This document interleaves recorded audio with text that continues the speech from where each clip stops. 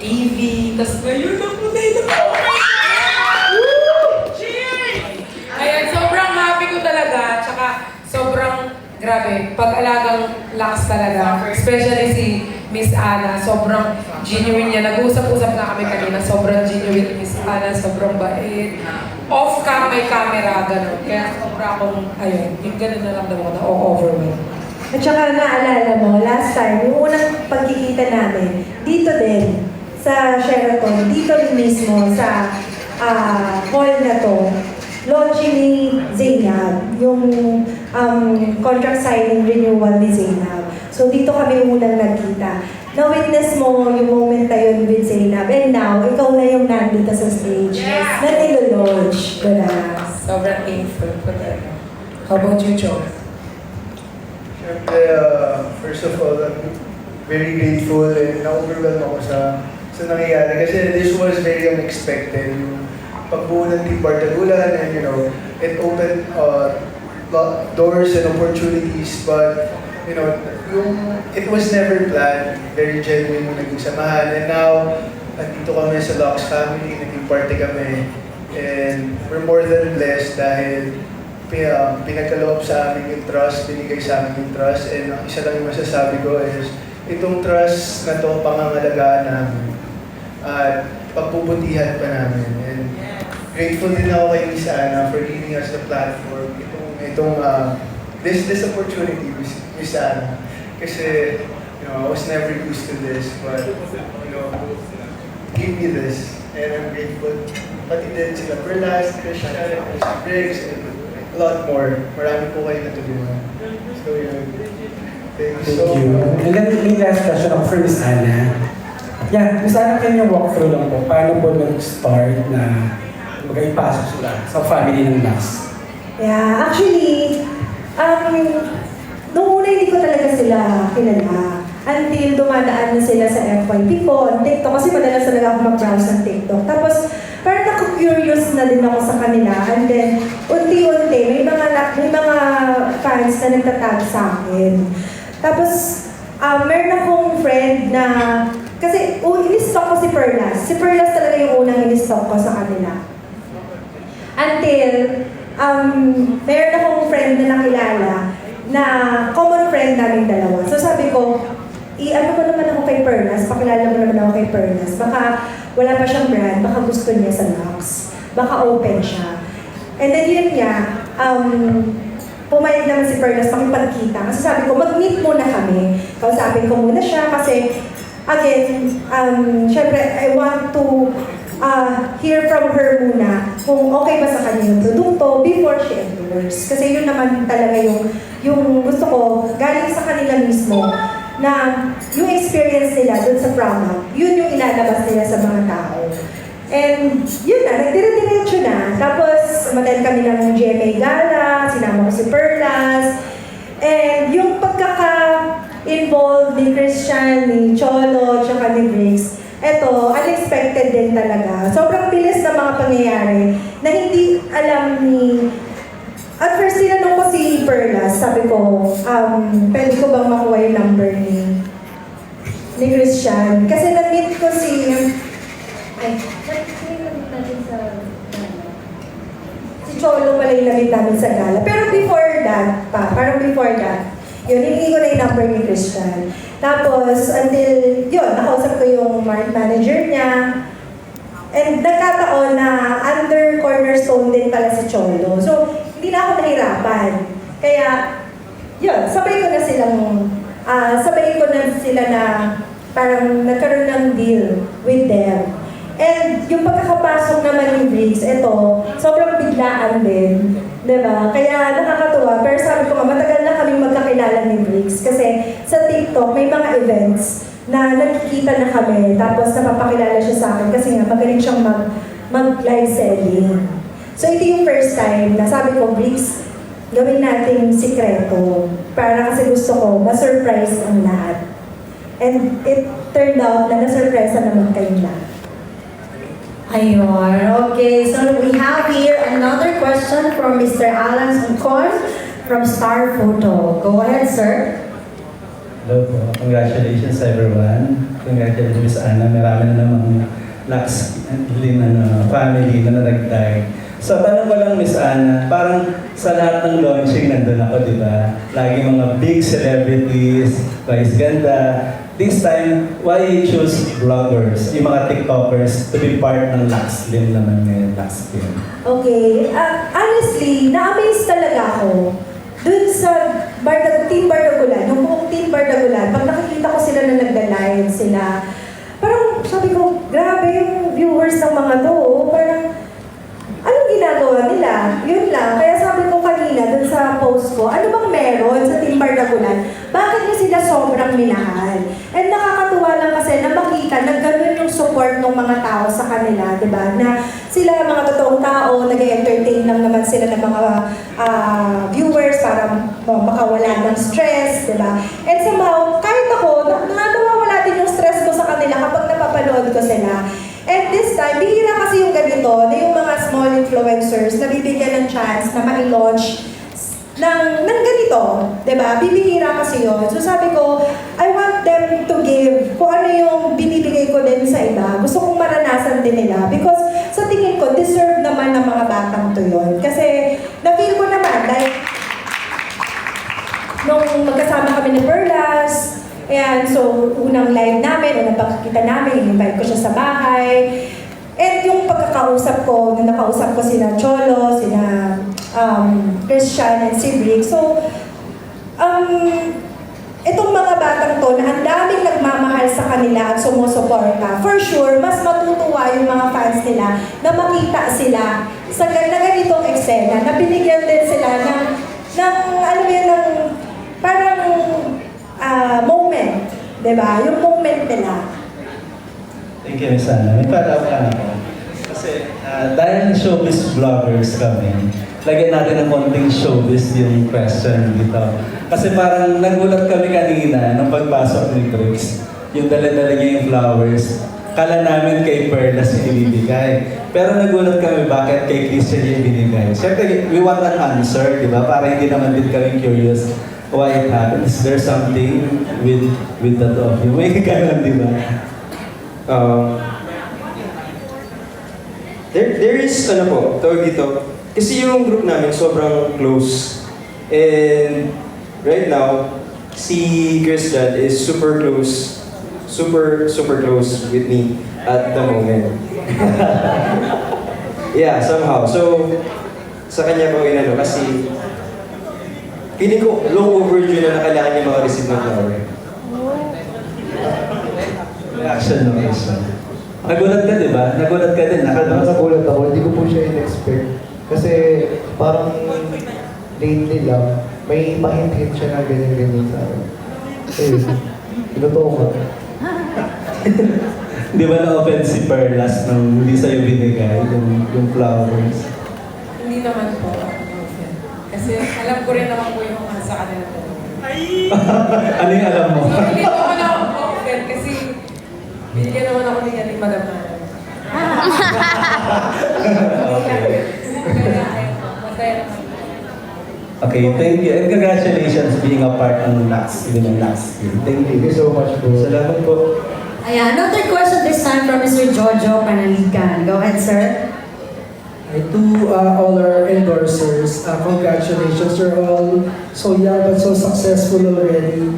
Anong tip or advice mabibigay niyo sa mga kaitaran niyo who want to be where you are now? Maybe we can start with Freaks. Sa amin po, actually, hindi naman siya, overnight. Tapos, hindi naman lahat ng gagawin natin will be fruitful the next day. So, I think the best thing that we could remember is be thankful for those who actually trust us and for those who actually watch us. Kasi syempre, without those people, I just want to thank everyone for always watching us. Kahit minsan nagkakamali kami, minsan may mga bagay kami hindi nasasabing maganda. But at the end of the day, we're able to correct ourselves because you are able to teach us what's the better thing to do. So, we have to know better if we did something wrong. And then, let's keep on trying, I think. Thank you. Sa akin naman po, naniniwala kasi ako sa kasabihan na no man is an island. Kagaya po ng ako, for example, hindi ko kaya to kung wala ang Team Bardagulan, hindi ko kaya to kung wala ang mga nasusuporta sa amin. Kaya ang tatandaan niyo lang na huwag kayong mag-give up, diba? Kasi nandyan lahat ng mga tao na naniniwala sa inyo, diba? Ayun lang po. Ako naman po kapag, alam niyo, kapag mangarap lang kayo ng mangarap. Kasi po, hindi naman like, lahat naman tayo dumadaan sa stepping stone sa buhay. So hindi naman like, pag gusto mo agad-agad mo, lahat naman tayo paghihirapan natin. So sa mga kailangan namin, like 20s, kasi mga 20s. So mga kailangan namin, parang huwag tayong susuko sa buhay. Kasi, alam niyo yun, minsan hindi, merong times na hindi pa ito para sa'yo, pero yung para sa'yo, sobrang, alam mo yun, mabibigla ka na lang na, ito pala yung para sa akin, kaya pala hindi ko naranasan yung dati. So, don't give up. Keep going.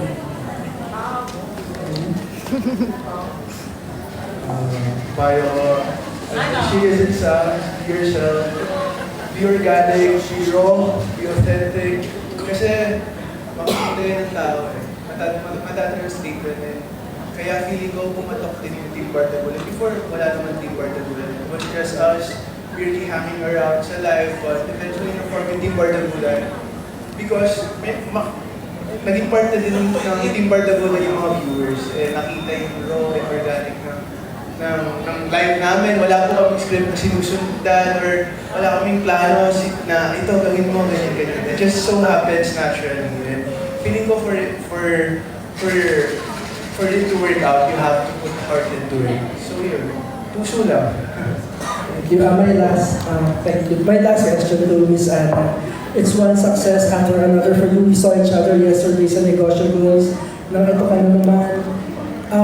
By getting these young endorsers, these young successful endorsers already sa age nila, are you driving home the message na you are prioritizing yung mga tao sa age nila to focus already on beauty? Kasi di ba yung iba ang ginagawa na lang pag beauty, pag matanda na o kung may damage na at saka lang hahabulin. But I'm really impressed na, or I mean, di ba, damage by age, damage by weather, or whatever, but I'm really impressed na kayo, proactive kayo mag-isip na bata pa lang, simulan na, ganun po ba? Yes, kasi pinapalawak din talaga namin yung message na hindi lang siya limited sa mga ka-age ko, di ba? Kasi ako, I experienced that before. Sabi ko nga, yung skin ko dati, hindi ganito. Like, yung face ko, mas matanda ang tingnan compared sa age ko. Yun yung before. Syempre, ang sakit na makarinig din ng ganun pagka nasasabihan ka na, talaga, mukha kang parang mukha kang mas older kaysa dun sa age ng face mo. It's because hindi ko naalagaan yung balat ko. Hindi ako marunong mag-apply ng mga sunscreen before, hindi ko alam yung mga collagen, yung mga ganyan, na mga supplements na pwede palang makatulong. And ngayon, gusto ko rin ipaabot sa mga younger generations na it's better to start ng mas young. Like, yung sunscreen, dito ko lang nalaman na kahit pala bata, baby, dapat nagsa-sunscreen na. Kasi iba na talaga yung init ng araw natin ngayon. Ang social na packaging ng lahat ng produkto na. Thank you so much. Salamat, congratulations. Salamat. Alright, kaya Lux, sobrang social. Okay, now we have here another question, this time from Net25, Sir Mark. Hi, good evening everyone. 3 questions na para sa lahat. So, for Miss Ana Magkawas, ano yung parang qualities na nakita mo dito sa mga influencers and what made you decide to get them as newest ambassadors? Aside from the followers, yung numbers ng followers nila. And then for the 3 boys, ano yung magiging advice nyo from other boys out there na may resistance, kumbaga dun sa parang, di ba may toxic masculinity pa rin hanggang ngayon sa paggamit ng mga Lux products and for health and wellness. And then for Miss Perlas, ano yung tingin mo best attitude or characteristics mo that made you shine and parang bakit ka patuloy na minamahal ng mga followers? Mauna daw siya. Ako po, feeling ko yung best attitude na meron ako. Yung nagpapakatotoo ako sa sarili ko.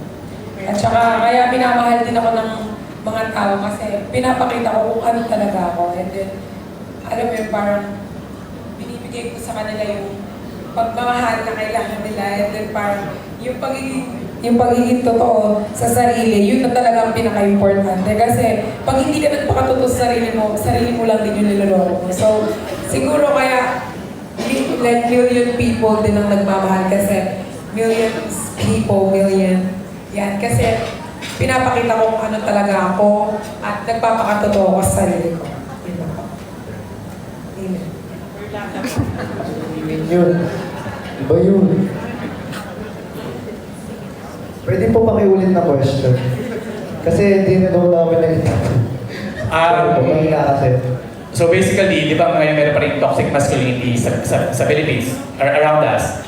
So yung paggamit ng mga Lux products, mga beauty products, mga health and wellness products to promote, kumbaga kayo yung magiging catalyst nun na parang yung boys na tulad nyo na gumamit basically ng mga products na to, na hindi mahiya gumamit ng mga beauty products to be better and all that. So what advice can you give to them? So, kasi po, kami, if you can see, we all comes in all shapes and sizes. Yeah. So, what we want to do is actually normalize yung skincare for guys. Kasi skincare naman po kasi is not just for girls. It's for everybody else as well. Kasi, for example, hindi lang naman lalaki o babae ang lumalabas sa dilat ng araw. So, basically, lahat tayo kailangan ng sunscreen. And right now, since we have our reach, our platform, then why not use it for the betterment of everybody else? Sa akin, simple lang. Kasi lahat naman tayo nagkaka-acne, nagkaka-pimples, di ba? Why not gagamitin din na lalaki? Di ba? Hindi lang babae, di ba? Wala namang masama kung gagamitin natin, di ba? Ayun lang. Ako naman, I think, more than pagiging toxic, I think having a healthy lifestyle and pag-aalaga sa sarili mo, how you dress, how you present yourself by the manner of your clothing is a flex, di ba? Having a healthy lifestyle, like, to be honest, may sakit ako, but this tayo dahil very healthy and taking good care of yourself is it's not showing your feminine side. It's more of taking good care of your health. And yun, mas nakakagwapo pa nga yan, di ba? If truthfully, kasi mas alaga mo sarili mo, mas minamahal mo yung sarili mo. And makikita yun ng tao. Ayan. So any other questions from our friends from the press? Go ahead, sir. I think they have a question for Miss Anna too. Yan. So yung question sa akin is, yung nakita ko sa kanila, yun nga yung kanina na sinabi ko na kasi parang totoong tao sila. During their life, pag napapanood ko sila, parang matatawa ka na lang na ano ba itong ginagawa ng mga to dito? Parang sinasabi nila kung ano yung gusto nilang sabihin. Nang walang filter. Si Father na lang yung parang nagiging oops, teka lang. Diba? So nakakatuwa. And at the same time, gusto ko din silang i-guide. Bilang sila mga bago sa industry na ganito. Siyempre, nadating yung panahon na hindi lang naman Lux yung kukuha sa kanila. Maraming brand for sure. Ang gugustuhin din na kuhain sila. And gusto kong maging guide for them para hindi rin sila, maligaw. At yung katulad na sinabi kanina ni Cholo na hindi nila i-break yung trust, gagawin nila yung best nila, at mamahalin talaga nila yung brand ng buong puso nila. Hello, good evening. I'm John Buena from Kumakaw.com. I'm a blogger. Miss Anna, yung first question ko po para sa inyo. What are the roles and responsibilities? Kasi apat po sila. So, hindi po ba kayo nahihirapan, put them together or have them in separate campaigns, what's gonna happen with like the work that they will be doing? So, sila kasi, syempre yung kanilang strength is live selling. And madalas nakikita niyo ako yung nagla-live. So sabi ko, gusto ko rin magpahinga. Napapagod din ako ng ako. So, ayun yung isang magiging malaking role nila na during our campaigns, yung mga big sale, mga double-digit sale, sila po yung makikita nyo na naka-live. So, may time na mag-work sila ng sila lang, may time na makikita nyo sila na nag-work together. Yun. So, para din siyang isang team. So, para din yung team sa Lux. Nagkaroon na po ba sila ng photo shoot or things? Wala pa po. Kasi nga ito nga po talaga biglaan po talaga rin itong launching natin. But is that in the plans? Yes. So, coming soon, abangan nyo, yan yung isa pa nyo pang-aabangan, yung magiging photoshoot. Kung may recommendation kayo, ano yung ma-recommend nyo na maging theme namin, i-comment nyo, i-message nyo, or gagawa na lang ako ng parang Q&A.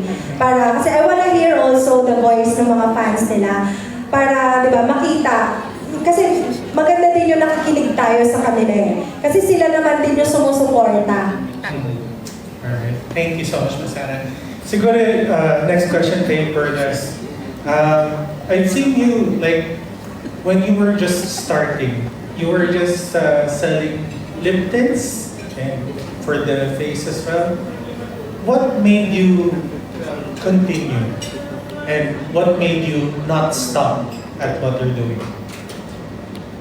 Kasi yun nga, katulad po ng sinabi kanina. Katulad po ng sinabi kanina. May meron ako ng lip tints dati. Like, marami talagang RDS, return by the seller. Minsan pinagtitripan ako.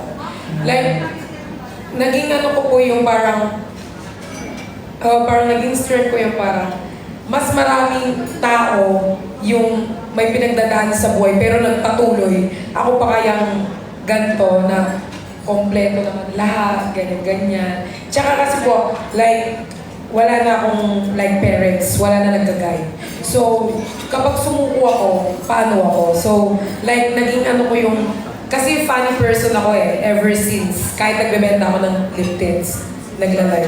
So, parang pinagpatuloy ko yung pagiging, funny, ganyan, parang happy person. Tapos yun po, parang naging strength ko din yung family ko. Like, kasi di ba parang, na ako, parang I'm alone na So, wala na talaga nagdadate. So, yun po, parang, ano ba sinasabi ko? Parang ang lahat. So parang yun yung naging inspiration mo to Yun help po yung naging yourself. inspiration ko yung family ko parang patuloy. Kahit wala na sila, like parang kahit wala nag-guide sa akin, parang naging parang naging mas malakas ako kasi parang... Andun po sa holding area po. Like parang, syempre wala kanina ng parents, po, kumain po parang much better kung magpapatuloy ako ng mag-isa. Yung parang, ganun po. Congratulations again, Bernas. Thank you po. Okay, yung last question ko kay Rex sa Christian. Where is this heading? Kasi of course, you're calling each other Yobo on public, like TikTok. Where is that heading, you think? And can you like give a message to the supporters, fans of your pairing? Honestly, we're hoping for the best. I'm hoping for the best. Yeah. So, basically po, hindi kasi natin pwedeng masabi na tawag ito na ito yung pupuntahan natin. Kasi of course, hindi naman natin alam kung ano mangyayari ng us. Yeah. Pero what we can treasure is what we have now. So, what we can say, yes, dun sa mga supporters namin, kung meron man, kung nanonood po, maraming salamat po sa inyo kasi may mga araw na minsan hindi na namin gusto mag-live, may mga araw na din namin gusto mag-continue. And yet you guys are there, you are continuously pushing us na work or live to do our best. Tapos yun, so sobrang salamat po. Tsaka I just wanna say thank you din doon sa mga tao doon sa table na yun. Ayan, sa buong Team Bar Laguna. Kasi sila yung pinaka naging core namin. So our thankfulness doesn't end with the watchers and the supporters. It goes din dun sa mga friends na nabuo namin online. Thank you po. Sabi na daw po yun. Okay. Well, ito, question for you, Christian. We know na sometimes may notoriety yung Team Bardagulan per se. May mga nasasabi din na medyo not for, sometimes hindi siya for public viewing per se. May mga bastos, may mga gano'n. Are you gonna tone that down now that you are endorsers? Or are you gonna continue the same way that you've been doing? Siguro po magiging much, limit when it comes to, syempre po, endorser kami. Yeah. So, kapag po kasi may mga brands kaming dinala, we know our limitation when it comes to selling po. Magiging wild, sasayaw, gano'n. Pero when it comes to speaking or parang naglalabas ng mga salita po, we're very careful with that. Pag nagbebenta po sa live selling. Lalo po, respect, we know pa rin naman yung respect, pero sa Team Bardagulan, we do that a lot. Pero pag nagtatrabaho kami, labas po yung mga ganun. Alright. Thank you so much. Okay, any other more questions? No more questions. Si Queen daw po may tanong.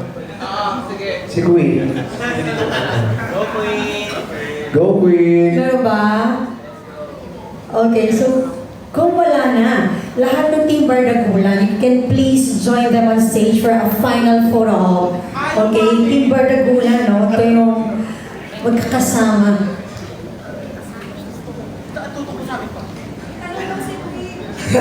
Ay, may question ba? May question daw po kayo. Ayan, okay. So, let's have a photo on stage together with Team Bardagulan. And of course, to all our guests who stayed up to this time. Ayan, pala tayo mag-music, kuya, para masayahin. Mga pa sila. Okay. You can enjoy the rest of the evening by staying here, of course. Come up with your contents. Like, you can create your contents using our hashtag. It's hashtag BardaGoLux, okay? And aside from that, everybody will stay here until I think another hour of our time and have your photo off. So you can also interview the newest faces of the Lux family. Take pictures, take videos, create contents, and a lot more. And enjoy as well the drinks that we have for you guys. The mobile bar from the Manila Craft is still open. Okay.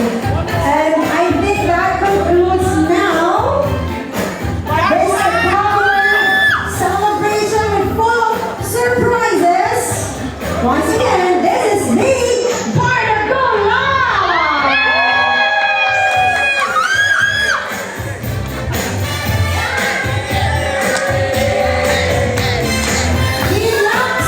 Lux family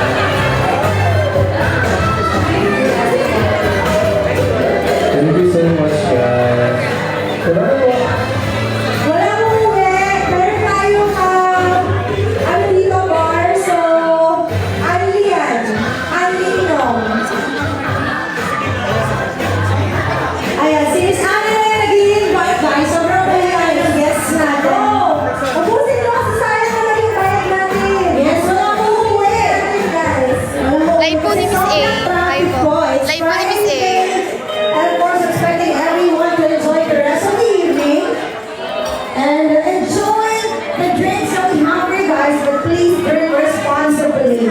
Congratulations once again to the newest faces, the brand ambassadors of the Lux family. Once again, Chalo, Kristen, Fritz, and Miss Perla. It's party time, everyone.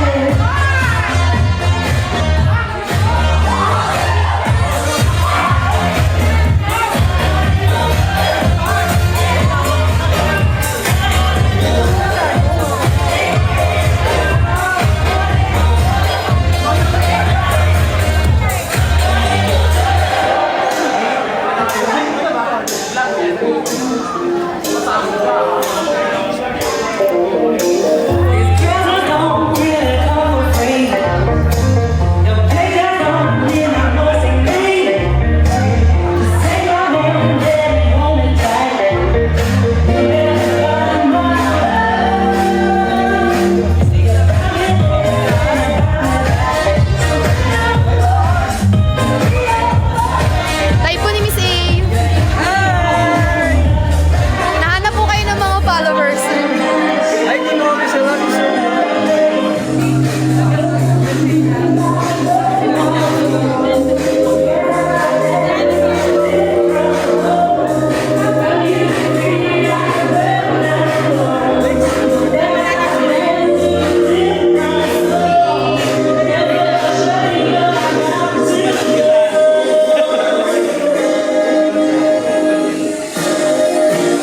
Okay lang po, selfie po tayo. Breaks, go! Lolo! Lolo!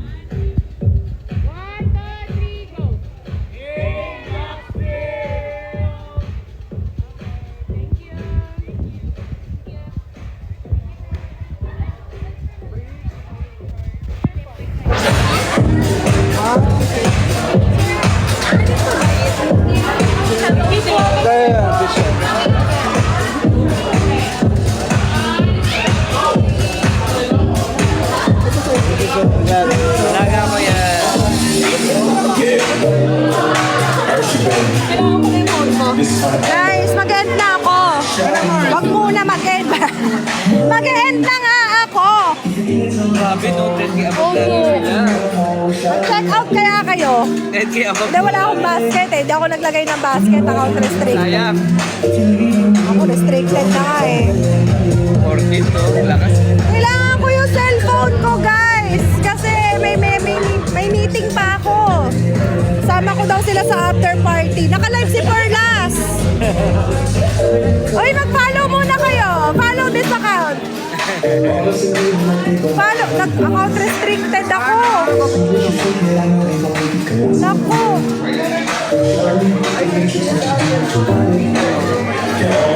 Gracias. Thank you.